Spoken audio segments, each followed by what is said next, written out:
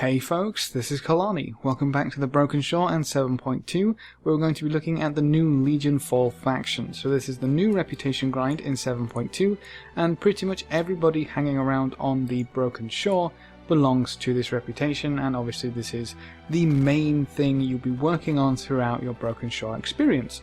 So what do we really want this reputation for? Well, you've got a nice little quartermaster here where you land, and basically you can buy a few fun things as well as some catch-up gear.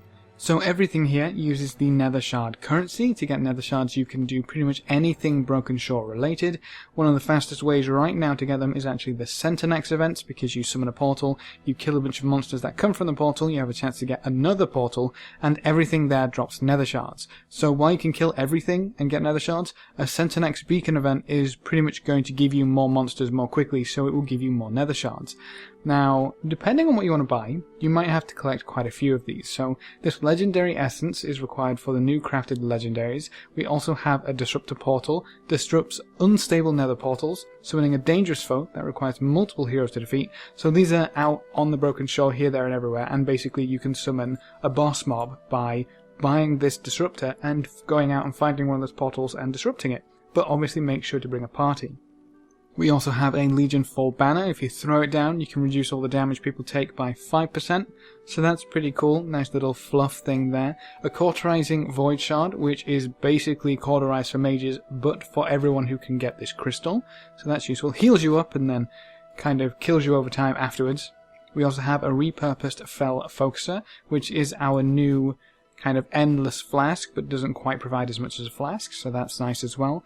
Legion Pocket Portal is a toy, which obviously it's a pocket portal. You can open a portal to a dangerous Legion world. I'm entirely sure you won't be able to go through it though. We also have a Legionfall tabard.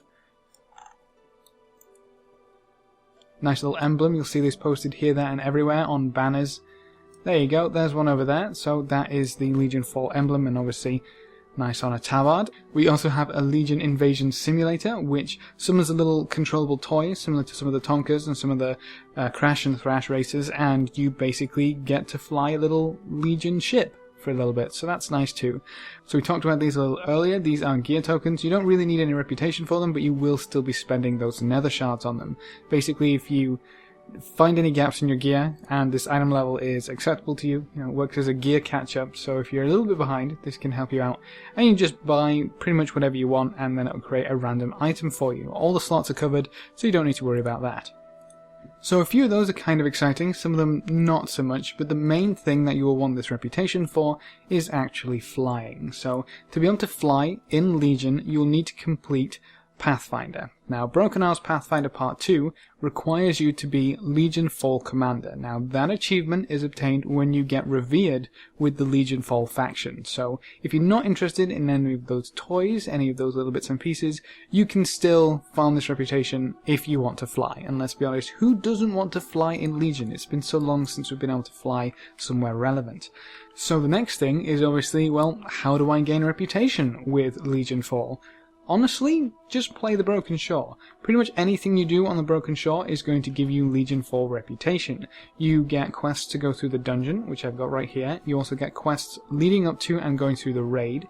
All of that will give you reputation. There's also sometimes invasions on the mainland. Make sure to watch out for those, because there's achievements tied to them, and that's very easy reputation once again.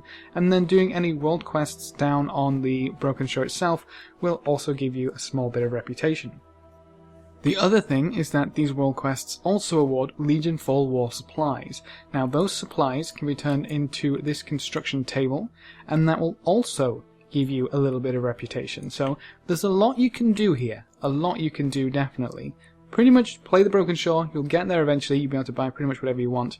Now, when it comes to Nether Shards, I'm not too sure you should be spending them too quickly, because I do know right now in PTR, with what we have data mined at least, one of the quests leading up to the raid require 50,000 Nether Shards, so maybe it's a good idea to hold off on splurging if you have quite a few Nether Shards, just to see what those quests throw at us, because we know they like to do that. They did that in Suramar several times, where they had to basically deplete our banks of ancient mana just for us to continue forward. So that may be a thing. Once again, that is currently in the PTR, as a data mined quest, so if that stays in, you'll need to fork over 50,000 of those nether shards at one point or other, so maybe keep them a little close. And the other thing is that we have another vendor which uses nether shards. This one's a little different because he sells relinquished tokens.